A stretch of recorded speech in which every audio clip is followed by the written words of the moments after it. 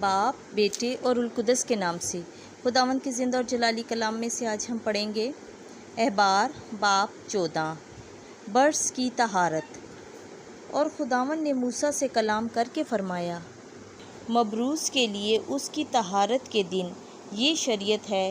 وہ کاہن کے پاس لایا جائے۔ تب کاہن خیمہ گاہ سے باہر جائے، اور جب وہ دیکھے کہ مبروز در حقیقت برس کی بیماری سے اچھا ہو گیا ہے، تو کاہن حکم کرے کہ جس کی طہارت ہونے پر ہے اس کے لیے وہ 2 زندہ پاک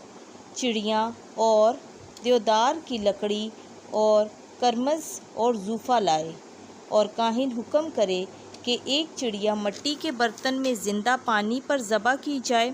اور وہ زندہ چڑیا اور دیودار کی لکڑی اور کرمز اور زوفہ کو لے، اور انہیں ماں زندہ چڑیا کے اس چڑیا کے خون میں جو زندہ پانی پر ذبح کی گئی ڈبوئے، اور جس کی برس سے طہارت ہونے کو ہے 7 دفعہ چھڑکے اور اسے پاک کرے، اور زندہ چڑیا کو میدان کی طرف چھوڑ دے۔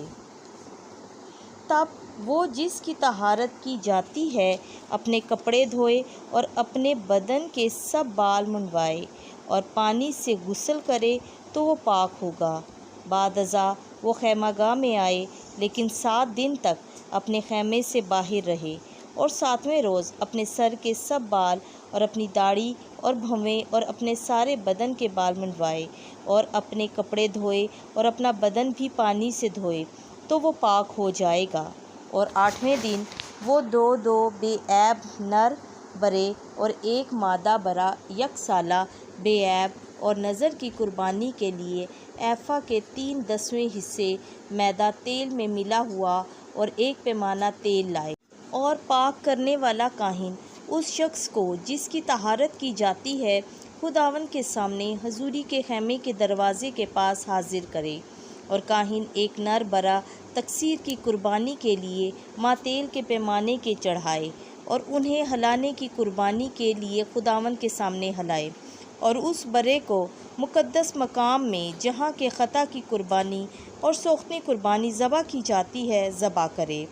کیونکہ یہ تقصیر کی قربانی خطا کی قربانی کی طرح کاہن کی ہے، یہ نہایت پاک ہے۔ تب تقصیر کی قربانی کے خون میں سے کچھ لے، اور اس شخص کے جس کی طہارت کی جاتی ہے داہنے کان کی نوک پر اور داہنے ہاتھ کے انگوٹھے پر اور داہنے پاؤں کے انگوٹھے پر لگائے، اور کاہن تیل کے پیمانے میں سے کچھ لے اور اپنے بائیں ہاتھ کی ہتھیلی پر ڈالے۔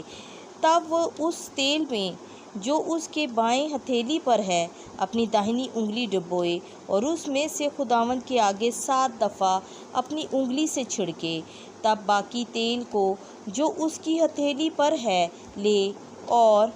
اس شخص کے جس کی طہارت کی جاتی ہے داہنے کان کی نوک پر اور اس کے دائنے ہاتھ کے انگوٹھے پر اور اس کے داہنے پاؤں کے انگوٹھے پر تقصیر کی قربانی کے خون پر لگائے، اور باقی تیل جو کاہن کی ہتھیلی پر ہے طہارت کیے جانے والے شخص کے سر پر ڈالے، اور خداوند کے سامنے اس کا کفارہ دے۔ تب کاہن خطا کی قربانی چڑھائے اور اس کی ناپاکی کے لیے جس کی طہارت کی جاتی ہے کفارہ دے۔ تب سوختنی قربانی کو ذبح کرے، اور کاہن سوختنی قربانی اور نذر کی قربانی مذبح پر چڑھائے، اور کاہن اس کے لیے کفارہ دے، تب وہ پاک ہو جائے گا۔ اور اگر وہ غریب ہو اور اتنی توفیق نہ رکھتا ہو تو وہ 1 برا تقصیر کی قربانی کا ہلانے کے واسطے لائے تاکہ اس کا کفارہ دیا جائے، اور نذر کی قربانی کے لیے ایفا کا 10واں حصہ میدے کا تیل میں ملا ہوا اور 1 پیمانہ تیل، اور 2 قمریاں یا کبوتر کے 2 بچے اپنے مقدور کے موافق لے، اور ان میں سے خطا کی قربانی کے لیے اور دوسرا سوختنی قربانی کے لیے۔ انہیں اپنی طہارت کے 8ویں روز کاہن کے پاس حضوری کے خیمے کے دروازے پر خداوند کے سامنے لائے۔ تب کاہن تقصیر کی قربانی کا برا اور پیمانہ تیل کا لے، اور کاہن ان دونوں کو ہلانے کی قربانی کے لیے خداوند کے سامنے ہلائے۔ خداوند کے زندہ اور جلالی کلام کا پڑھا، سنا اور سمجھا جانا ہم سب کے لیے باعث برکت ہو، آمین۔